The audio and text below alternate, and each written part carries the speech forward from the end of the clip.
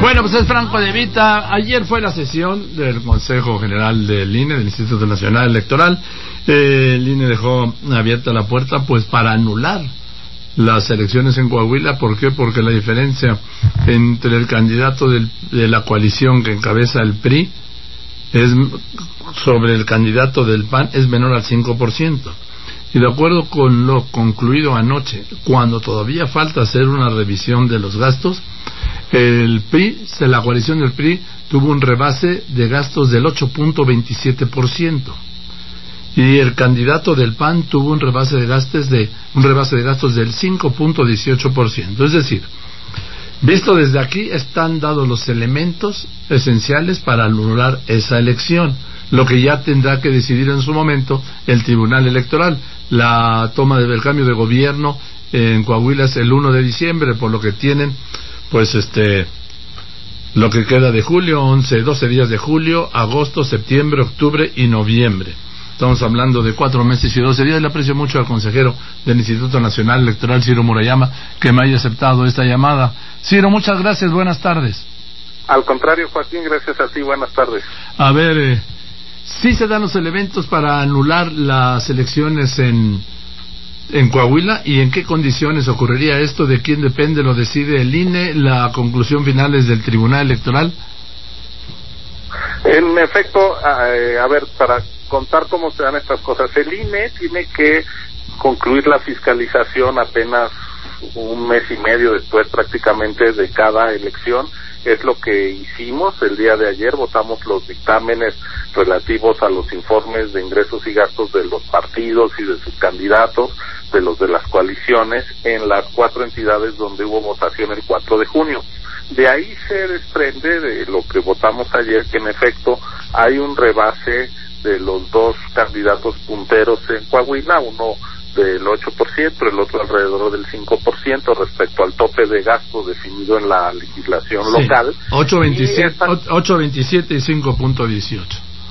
Ahorita la unidad técnica de fiscalización está incorporando todo lo que se votó ayer para precisar la cifra final, pero en efecto estamos en estos números que en esa nos quedamos anoche, ¿no?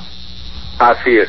Y nosotros le damos vista de nuestra resolución al Tribunal Electoral, que es quien está con la facultad legal constitucional de eventualmente aplicar lo que dice el artículo 41 constitucional como una posible causa de nulidad, que es el rebase de topes por más del 5% en una elección que tenga una diferencia de menos de 5%, que efectivamente es lo que ocurrió en Coahuila, pero le corresponde enteramente al tribunal. Nosotros simplemente entregamos el resultado, entregamos los números, las cuentas, pero ya la valoración de si eso fue determinante, en fin, le corresponde al Poder Judicial, en este caso al Tribunal Electoral del Poder Judicial de la Federación.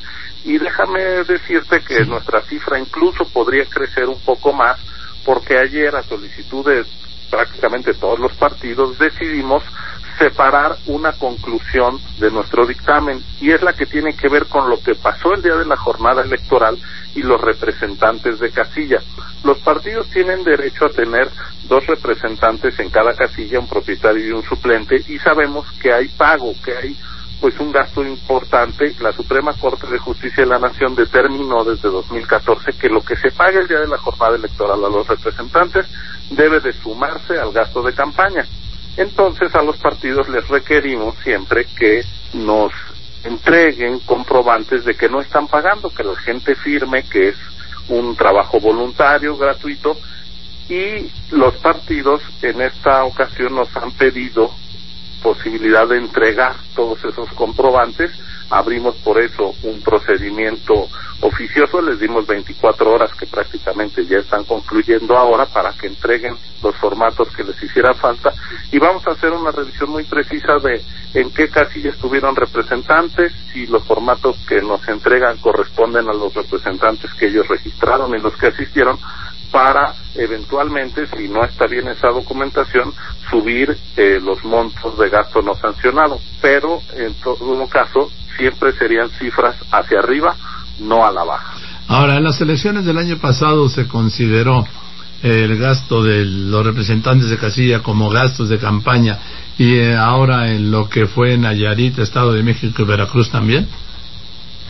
Siempre se ha considerado, lo que pasa es que ahora lo que les exigimos fue una comprobación más fehaciente de este gasto, fiscalización tras fiscalización, vamos siendo más exigentes. Por ejemplo, ayer hubo otro tema que llamó la atención, que es lo de Facebook, que ya también es el segundo año que lo estamos impactando, gracias a que esta empresa nos ha ofrecido información de cuánto dinero les están pagando los candidatos para potenciar sus mensajes a través de esta red social, y entonces desde Irlanda nos mandan los comprobantes de gasto y nosotros se los mostramos a los partidos, y si ellos no nos acreditan haber pagado ese gasto, pues se tiene como un gasto no reportado ante la autoridad, y por eso hay sanciones.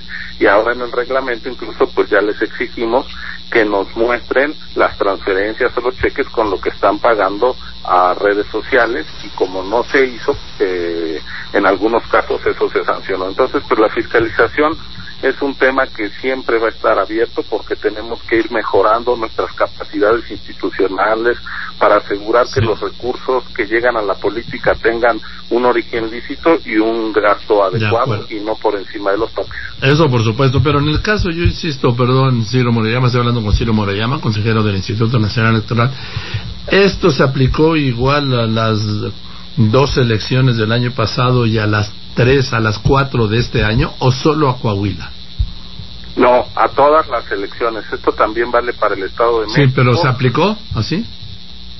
Sí, de hecho el procedimiento que estamos abriendo, esta separación de las conclusiones que hicimos, va para los 4 estados, y en los 4 estados los 9 partidos políticos nacionales y donde hay partidos locales tienen que entregarnos los comprobantes de los representantes de casilla, y si no van a ser multados en todas las entidades. No es nada más para Coahuila, no tenemos una vara para un estado y otra para otra, es parejo.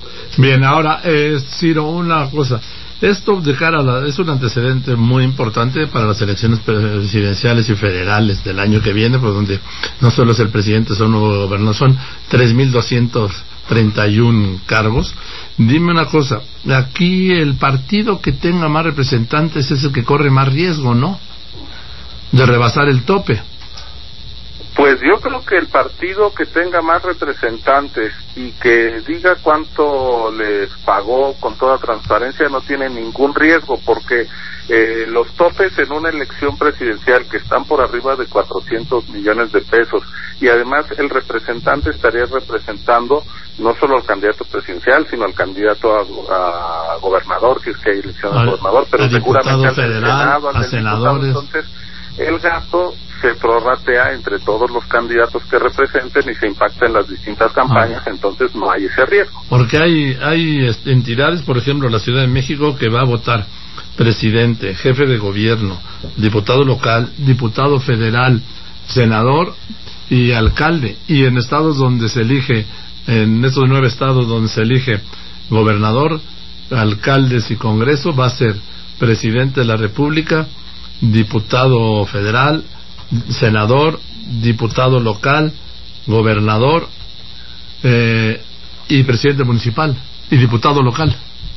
En efecto, vamos a tener más de 3,000 cargos de elección popular el 1 de julio del año que entra, y en cada casilla pues se va a distribuir el gasto. De hecho, eso se está haciendo ahora. Por ejemplo, en el Estado de México y Veracruz hubo una sola elección, en el Edomex para gobernador y en Veracruz para presidente municipal, pues el costo del representante de casilla se le carga nada más a la campaña del único candidato que había, que era o presidente municipal o gobernador.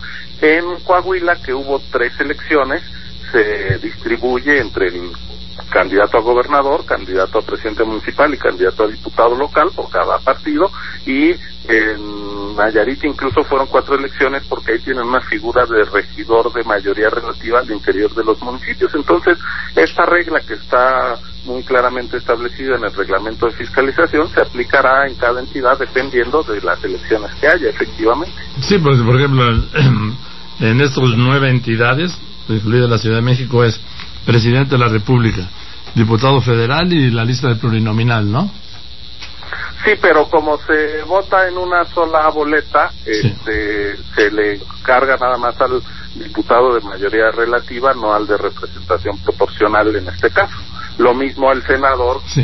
a la fórmula de senadores que esté por cada entidad, no a la lista nacional. Bien, pero en algunos pues van a ser 7 votaciones. Pues sí, incluso eso sin considerar la posibilidad de que haya consultas populares, porque además, aquí claro, en la Ciudad de México claro, podríamos tener hasta 7, 8 boletas delante de nosotros el 1 de julio, e incluso hay otras entidades, varias, que tienen estos mecanismos de consulta popular y referéndums, que si los ciudadanos tienen iniciativa de presentarlas, pues eventualmente aumenta el número de boletas Sí. para que la gente se pronuncie, ¿no? Ahora, dime una cosa por último, Ciro, porque me están diciendo, yo recuerdo que la reforma constitucional dice que el año que viene el presidente toma posesión el 1 de octubre, no el 1 de diciembre, es correcto, ¿no? La reforma al 83. Sí, pero no se le puede aplicar al presidente Peña porque la claro. reforma fue hecha ya que él había tomado posesión, Sí, entonces por eso... 6 años, ¿no?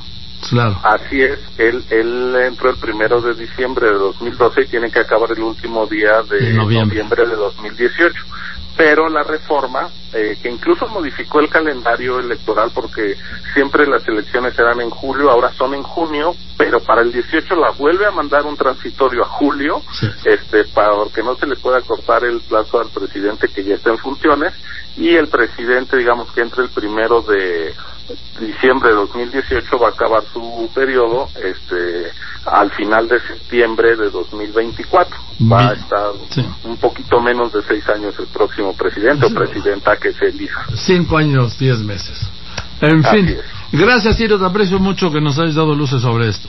Entonces, no, al contrario, gracias. Nada más, concluyendo, la palabra final de si se anulan o no las elecciones la tiene el Tribunal Electoral del Poder Judicial de la Federación.